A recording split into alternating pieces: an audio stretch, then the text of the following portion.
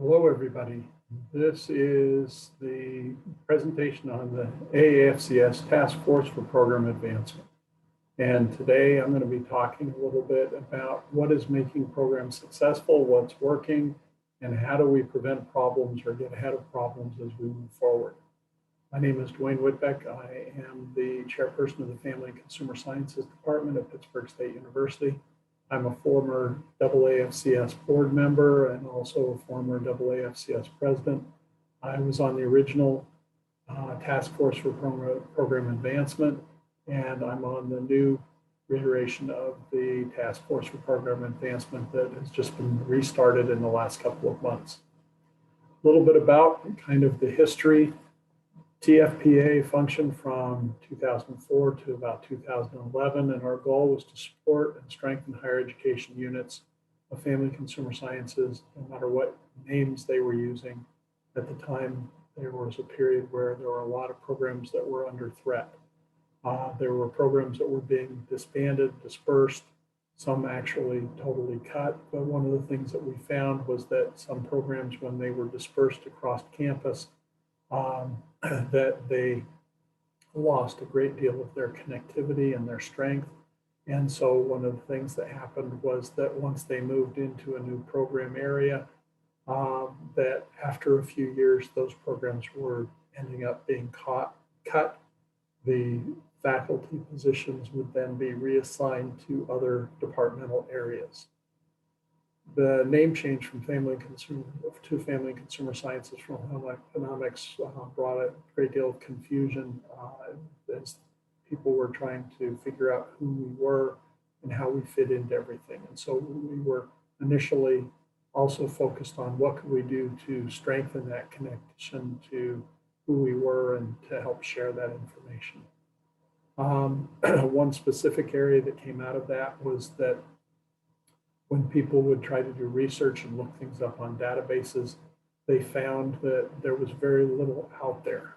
One example is a faculty member that said when she plugged in family consumer sciences into the most commonly used database, this was about 2006, there were only about 300 articles that came up that it indicated had been published prior to that time. And so we were looking at how do we make a change so that people, when they look for information, can find it. Some of the outcomes of that original TFPA group, one of the things was something that I was able to be a part of, was we were able to get the Library of Congress to rename and cross-list anything that was listed as home economics with the term family and consumer sciences. And that was really important for a couple of reasons.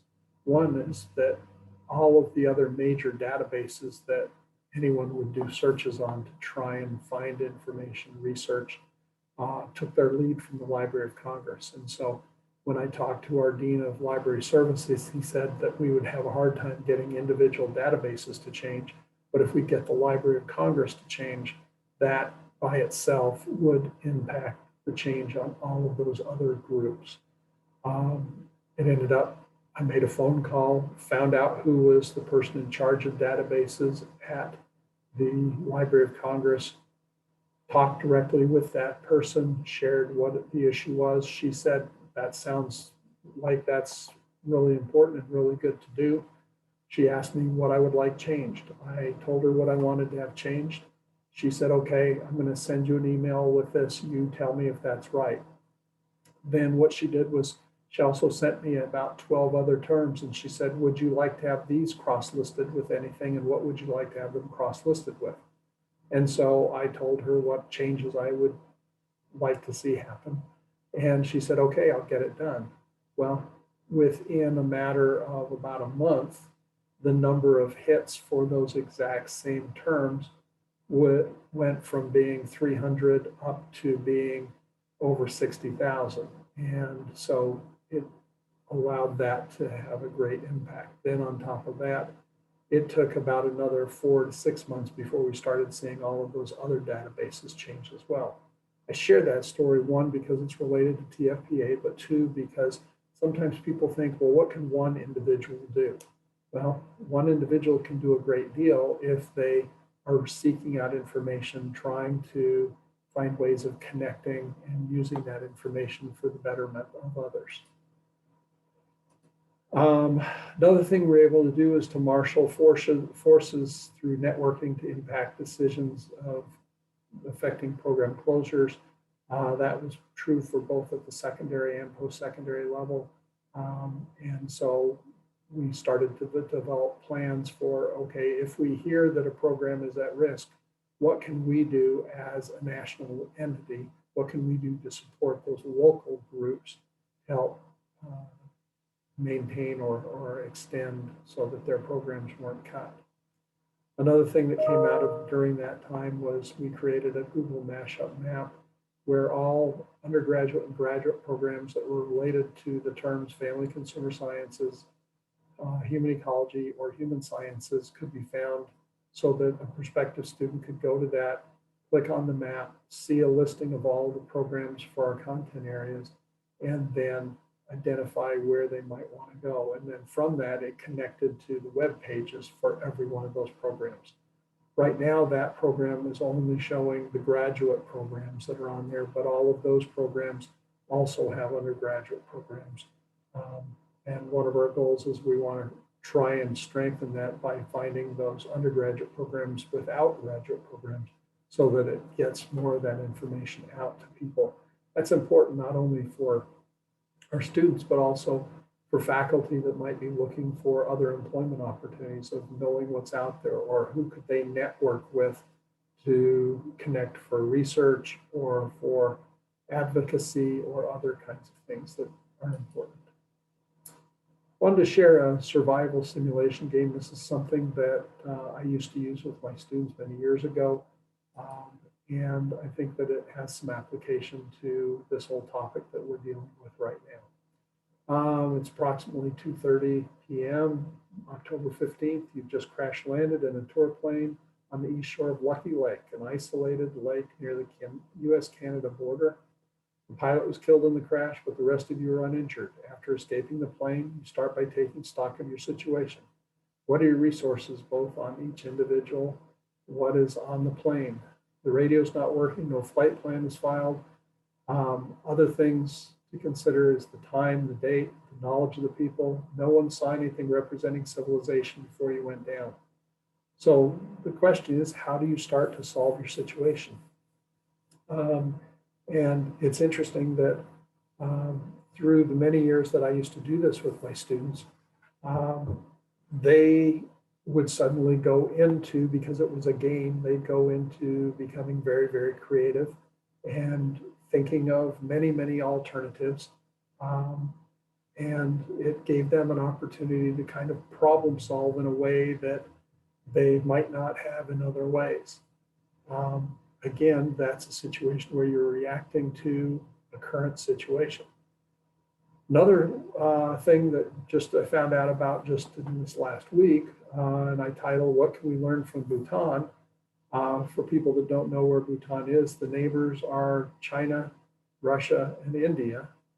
And it's a small country. It has a population of about 750,000. And on January 11th, very early last year in 2020, they started drafting a national preparedness and response plan for a response to the COVID crisis.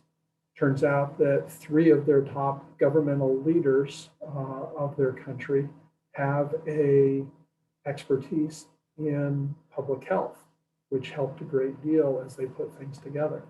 And then in looking at the outcomes, since that time, Bhutan has only had 1 death, or essentially 1 death per 1 million people.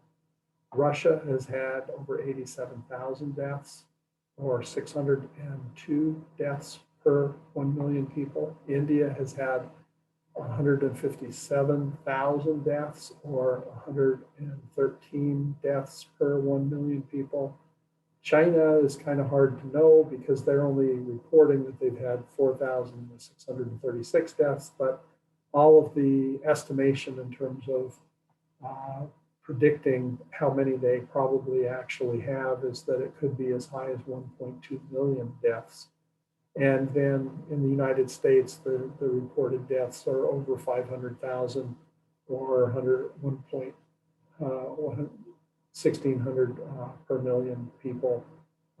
And so the point being, regardless of thinking about COVID and responses to COVID, here you have a small country that, because they had a national preparedness and response plan that they put into effect very, very quickly, they were able to head off some of the problems that other countries have been dealing with on a much greater scale. Something that happened more recently around our area related to family consumer sciences is the University of Nebraska-Lincoln announced that it was going to be eliminating the textiles, merchandising, and fashion design department. It was going to impact 8 faculty members. It was going to impact over 150 students that were currently in the program at the undergraduate, master's, and doctoral level. It also would have an impact on those universities that were hiring their graduates at every level.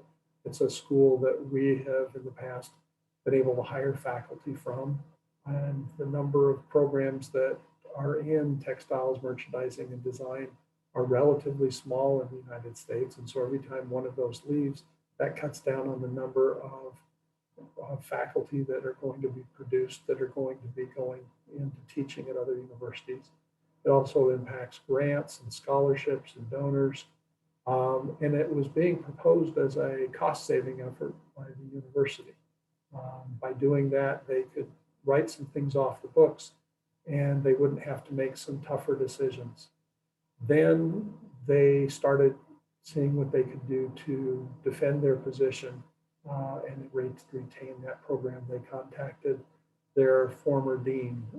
They got involved with their alumni and with donors. And we at the TFPA reached out to people that were in the textiles and apparel community within Nebraska.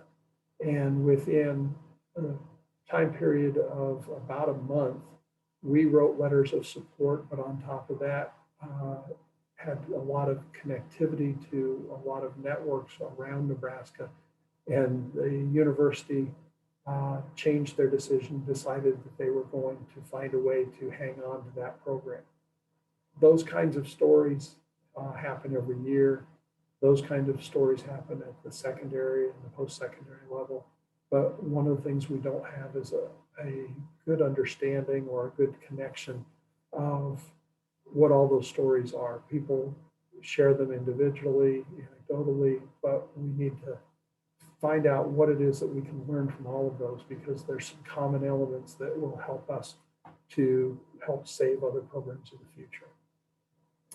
Question is, how do we act rather than only react? Reaction is good, but not as good as action that helps to strengthen things in the future. The same thing needs to be done before the unforeseen happens as is done when we're in reaction mode. The only thing that's missing is the urgency that comes when you're reacting. Taking stock of the situation. What are the resources, the knowledge, the people, again, like the plane crash? What are all of the groups that are out there that are your advocates that can be helping with getting across the message? I'm always writing updates and status reports to those people that are above me so that they have a clear understanding of the situations we're in within the department, what our strengths are, what our efforts are, and then they have that information to help them make decisions. They also can have that information to share with the people that are above them or others that they come in contact with. Show leadership. Leadership is, to me, is the willingness to take the initiative and affect change. A leader's job is to look into the future and see the organization not as it is, but as it can be, even if the organization is already successful. And that's a sign that I have on my desk that I see every day in terms of thinking about my job. Another thing that's really important is that followers are as important as leaders. And so sometimes people say, well, I'm not really somebody that likes being the leader in situations. Well, your job helping to support those people that are in that leadership position does things. It really helps move the situation forward. But also what you're going to find is that you are just as capable and have the ability to be in that leadership role. And there's many opportunities that we need people to accept that opportunity and to help move things forward. Recently, I was asked by a former colleague about when I retire, was I going to write a book? And I said, no, probably not. But if I did, I already know one chapter that I would put in it, which would be titled Whining is Not Leadership. Through my years as the chair, also working at the state and the national level on a lot of initiatives, there's always a lot of people that we hear from that are complaining about the situation as it is, or they're saying somebody ought to do something. And when I was the national president, we talked about the fact that that somebody is probably you, that we need people that are going to be stepping forward to be helping out with making things happen as we move forward. One of the things as I've neared retirement is the whole idea of kind of reflecting on what my personal motto is. And years ago, I selected the phrase, extend yourself. It's something that I have written on a piece of paper and attached to my computer screen that I see every day. I look at it multiple times. I always look at situations and think in terms of, okay, what can I do? What little bit can I do, or big, who can I connect to this issue? How can I help to move this situation or this issue further forward?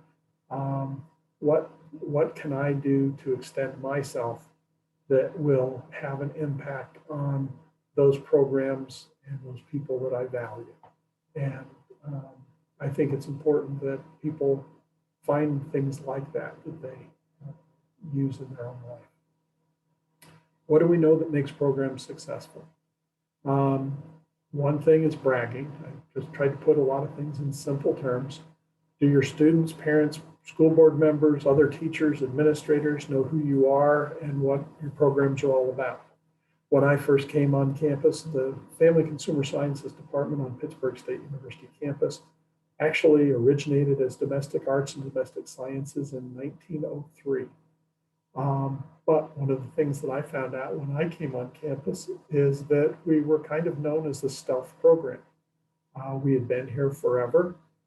That was the year that the university was founded, but that very few of the faculty knew we existed. In fact, just recently I met with a school guidance counselor who graduated from here over 20 years ago, that she said, oh, Family Consumer Sciences, I wish they had that program on campus when I was a student. She was thrilled that we have a Family Consumer Sciences program. Well, in reality, we're here and we've been here. And a great deal of what I've spent time doing is trying to make sure that everybody on campus, especially those people that are in administrative roles, know that we're here and know exactly what it is that we do. Sometimes people have outdated perceptions about who we are. And everybody needs to know it's your job to help them formulate a new understanding of what Family Consumer Sciences is all about. And a lot of that, we want to do it in as positive a way as possible, but we do that by connecting to the things that value them the most. Proactive messaging, what we're communicating by having people in programs that are exceptional. I'm always trying to find ways that we can help people to step up, to take on more opportunities, and to feel committed to the programs that we have. We need to know what's successful based on the current and projected expertise of the people that we have, and helping them to serve in their roles. And so a lot of it is success breeds success. And so it might start out as being small, but will continue to grow. Within our college, our department, we have a class that's called Career Management and Family Consumer Sciences. I like to think of it in terms of career and program management, which is planning where individuals want to go and where they want their programs to go, and then working with those things in mind and then communicating all of those things to supervisors and others around them. Every year I've sent status reports to, when I was a program coordinator, I sent them to our chair. When I became chair, I send those things to the dean. Those things are then shared with the provost, with the president, and through that, it's brought opportunities for me to address principals, to address guidance counselors, to address alumni groups, to really share a lot of information that needed to be shared. But it was initiated by the fact that I kept people informed. Language, using current relevant language to connect people to the real world is critical. Making strong statements about who we are. Put a couple of things on here. Most people here may know Gayla Randall. And she said we address public health issues as well as workforce training and careers that fall under those headings. Carol Warhan said family consumer sciences is the application of the sciences to the betterment of individuals, families, and society.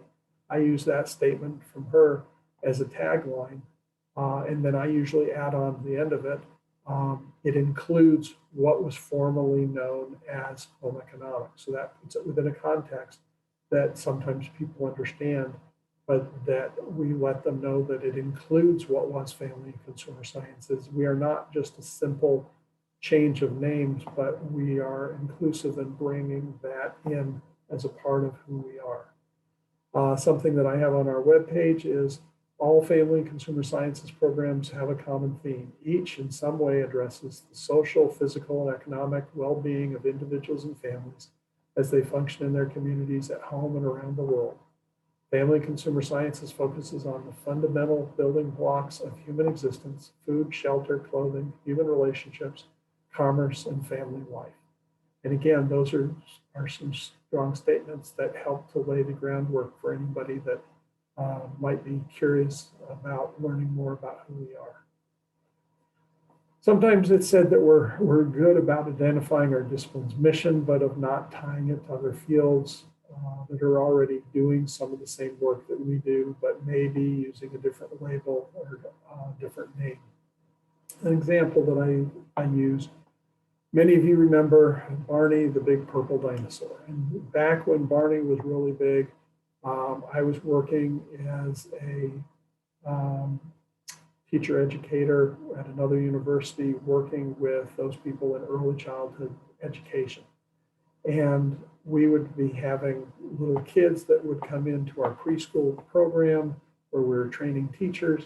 And the kids were often saying, when we'd sing a song, they or their parents would say, "Oh, that's a Barney song." And very often people would get really defensive because we sang the songs long before there was a Barney. On the other hand, it depends on how you react to some of those things. And so I used to say something about, "Oh, Barney also sings these songs," or "That's a song that also Barney knows." So the whole idea was taken off of, no, he didn't steal it from us. We didn't steal it from him. It's a commonly used song that is found for that age group. And so it was more of an inclusive rather than a defensive posture. On the right-hand side is the Family and Consumer Sciences promotional information. All of this can be found on the webpage for AAFCS, but it's meant to show how that we're far more inclusive. These are all terms that are used to describe who we are as a profession in a variety of states. And so sometimes if you were to look up family consumer sciences at an institution, you might not find it. But if you plug in one of these other terms, you're going to find that, yes, they really do have some of our programs. It's just they have a different label that's being used. Connections make us stronger. Here are some quotes or some things from Gayla Randall that she shared on this whole concept. We have to stay connected with national professional leadership and advocacy that is happening through the groups like FCCLA, AAFCS, LEAD FCS, NATEFACS, and harness the potential of the Alliance for Family Consumer Sciences.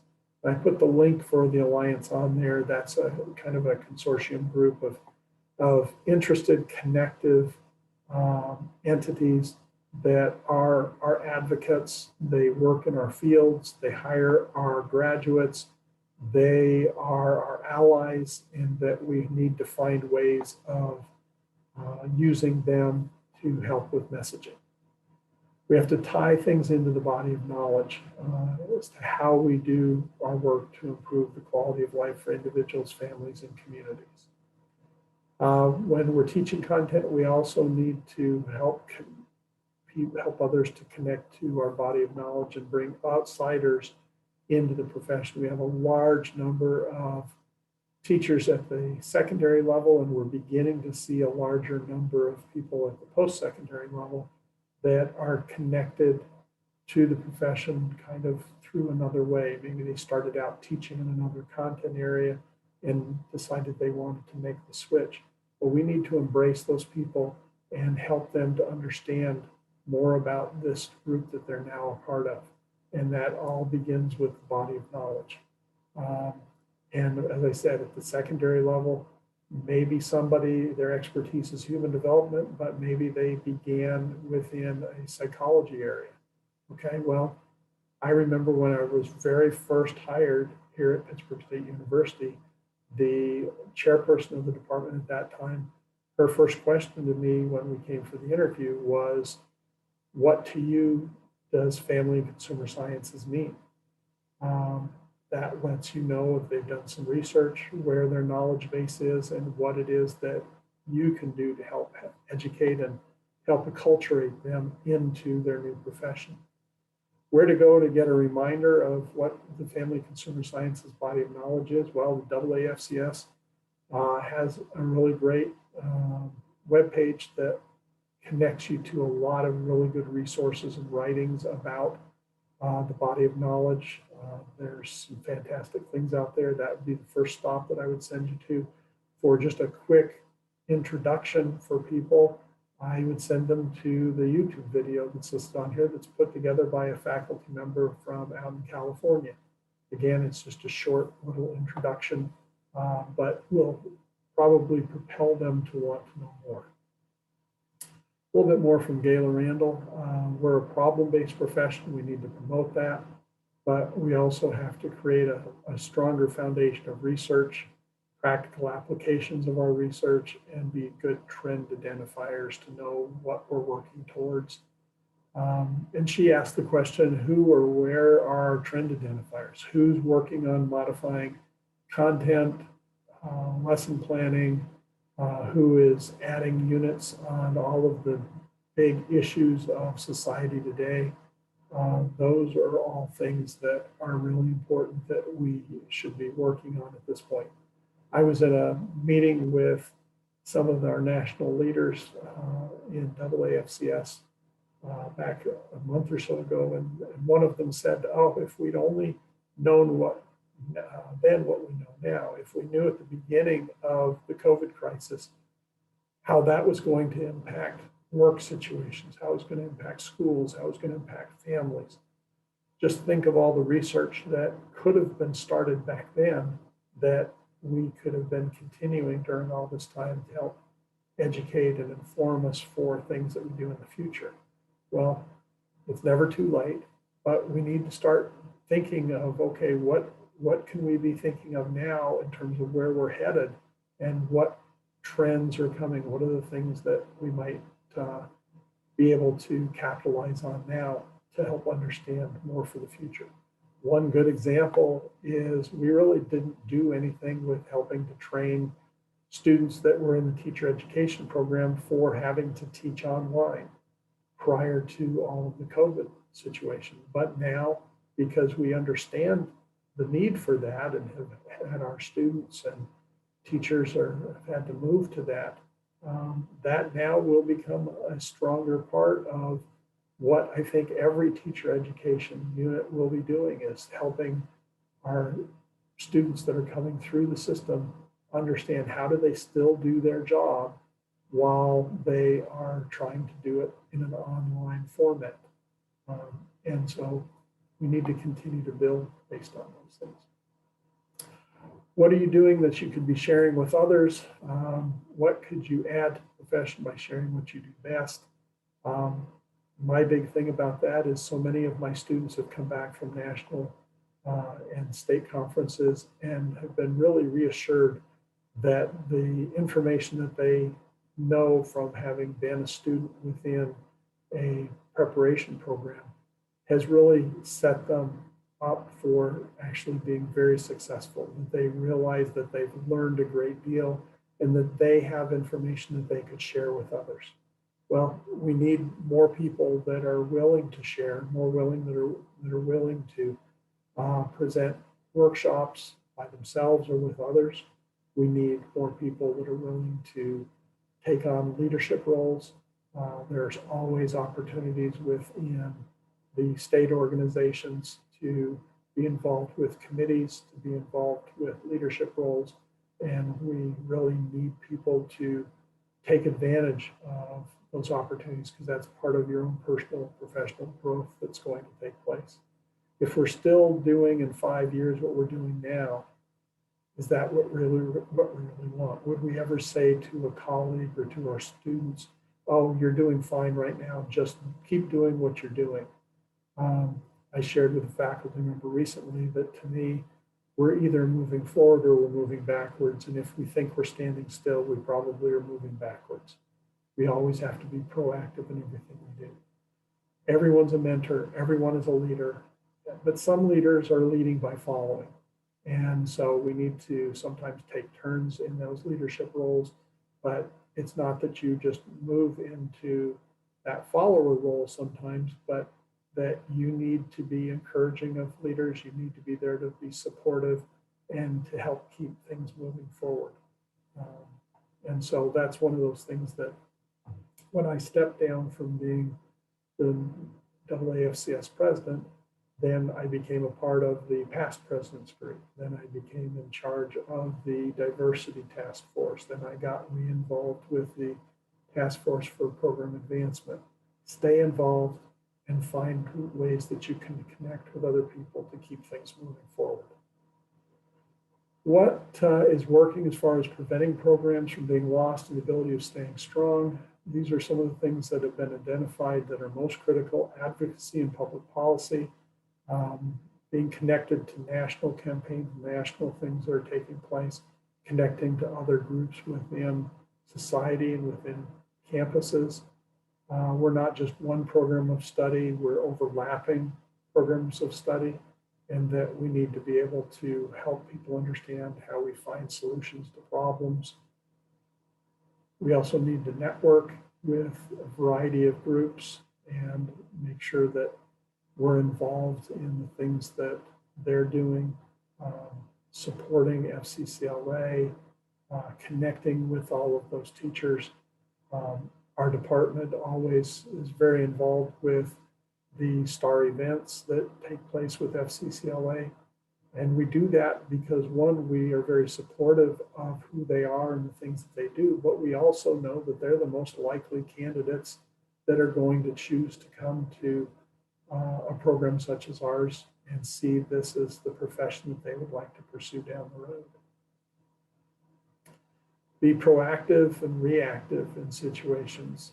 We recently had a situation where a press release went out that basically gave the impression that Family and Consumer Sciences was going to be discontinued on our campus, which was not accurate.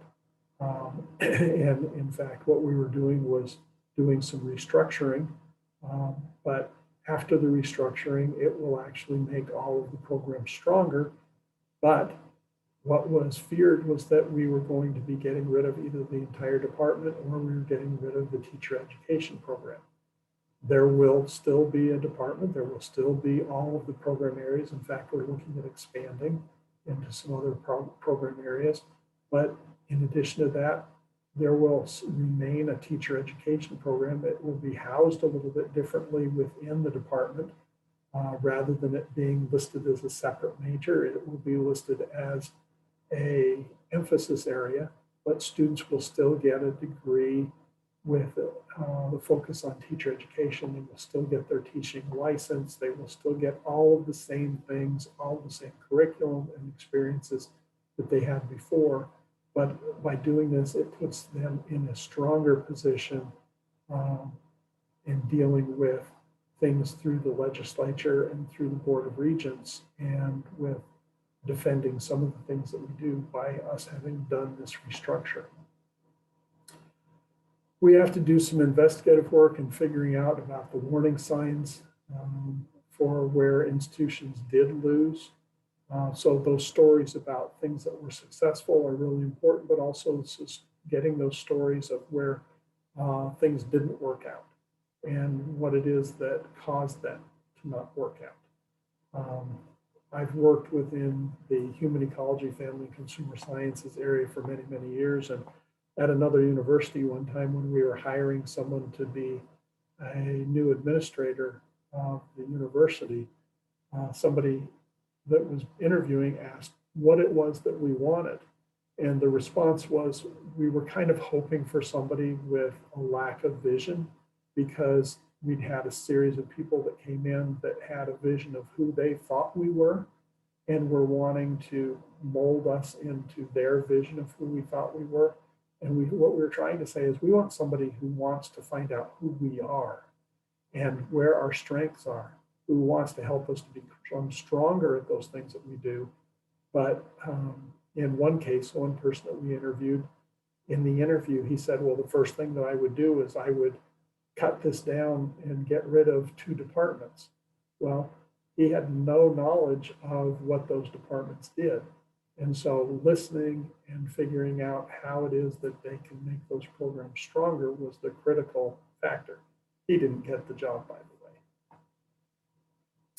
As the national president, one of the things I heard repeatedly from a variety of people at a variety of levels was, somebody ought to do something. My response was, guess what? That somebody that can do something is you. And it might be that we need your voice. It might be that we need your effort. It might be that you need something from us that will help you to be more effective in advocating or in strengthening your own programs. But that needs to originate with our understanding you and you understanding kind of what we can do to help support you as you move initiatives forward. How can we best get ahead of problems where things are threatened? Besides what's already been addressed, a national presence is key. We can't just promote our programs, because sometimes that sounds like it's us defending our own jobs, but if we're linking what we do to the problems of the day, that's going to help tremendously. We need to know what's going on nationally and what's important in the state. One thing that, again, this came from Gayla, is she said, who would choose to close a program that's producing youth that are active in the community and have illustrated the ability to empower them to make a difference? It's not likely that they're going to close programs that are perceived as being strong. So what do we do to help those programs to become strong and to then promote them so that people know that they're strong? We need to know what drives, what the values are that drive decision makers, and make sure that we are aligned with those things. So that means we need to, when administrators speak, when the Commissioner of Education says something, we need to know what it is that he's talking about, what it is that he's saying. We need to know not only what he's saying to us, but what is he saying to other constituent groups out there, because very often decision makers tailor their messages to the groups that they're talking with, and that we need to understand exactly what they're saying to all of those other groups, because other decision makers are going to take their lead from what they hear from their leaders. The same thing is, we need to make sure that we're giving our decision makers all of the full information that they need to see us as a strong part of their programs. All family consumer sciences professionals need to share what they like about their career choice. We've gone through a period of time where sometimes people will share more of the negative things, but not what gets them up in the morning, not what gets them excited to work with students. And it's important that we think about those things. Make a list of those great successes, those students that stand out in your mind. Share those successes, share those stories with your current students. It's interesting to see when somebody starts talking about some of their favorite students or some of their favorite successes, their faces light up and they start seeing current situations in a much more positive light. What can individuals do? We can become known by our administration for leadership, for student success, and community engagement. That's something that it takes a little extra effort, but it pays huge dividends. We need to set goals for visibility. What is it that we want to have happen so that we can expand and go beyond what we're currently doing by raising our own visibility. We need to partner with other disciplines in the school and within the community because it's an awful lot harder to decide to lessen a program if you see that they are really networked and connected to the community and to other issues within the school. Write a status report, as I mentioned before. I send status reports about programs that are under me to our dean and to our provost on a regular basis so that they know our bragging points, they know a lot about our programs, and that's gotten me invited to address a lot of different groups of people through the years that, again, have a big impact on sending students to us, but also resources and other opportunities. Have a program advisory board or a personal board of directors that you can go to share ideas. Again, all of those people then are part of those individuals that carry your message out to others in the community and to those decision makers that are available. Never hesitate to ask for help from others. It helps to get them invested in you and your program. And I can't stress that too much. I think back to when I did a workshop at the national conference back quite a few years ago, and I was struggling trying to get everything ready for the presentation in the room. And it was about 15 minutes before the presentation was supposed to start. And somebody came in and asked whether they could be helpful to get things set up for me. And I said, oh no, that's fine, I can take care of it. And then I stopped and I said, well, it would really help if you put these things up on the wall. And so she helped put those things up on the wall. We talked a little bit more. I got done getting things set up in plenty of time to kind of take a few deep breaths and get a drink of water before it was time to start. But she was invested in things by being involved. It was interesting because the workshop that I was giving was all about getting other people involved in what you do and getting them to connect to what you do so that they would be a part of your success. And I didn't even think about it as I was trying to get myself and everything ready until she had asked. And then that made a big difference for her. She thanked me afterwards for letting her help with getting everything ready. And I can't tell you how many times I found that where people come to workshops, and if they have a task that they can do, if they contribute to the success of the workshop, the success of the conference, it makes things so much better and they feel like they now know people. And so finding ways of getting them involved. That's why a lot of times at conferences, we give students that are there a role that they can play, introducing speakers, or finding out if things need to be moved from place to place, or sitting at tables to answer questions or whatever it is.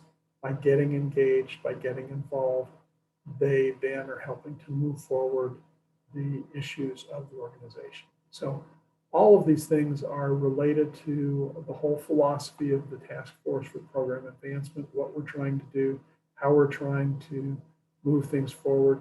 If anyone has their own stories of things, we would love to hear of situations where you've helped to defend your programs, ways that you are trying to expand your vision, ways that you're trying to invest others into your successes, all of those kinds of things we're interested in, because our goal is to help strengthen programs so that they never get to the point of being at risk in any way, or for those programs that are at risk, of what can we do of giving you the tools that will help you to get your programs to be retained and expand and be successful as you move on. Hope everybody has a great day. If anybody has questions, never hesitate to reach out to me at Pittsburgh State University or to any of our faculty or any of the other professionals that are on the board with AAFCS or with the Kansas Association of Family and Consumer Sciences, and also the faculty that are at Kansas State University within our whole field and the things that we do. Thank you. I hope you all have a great day. Bye.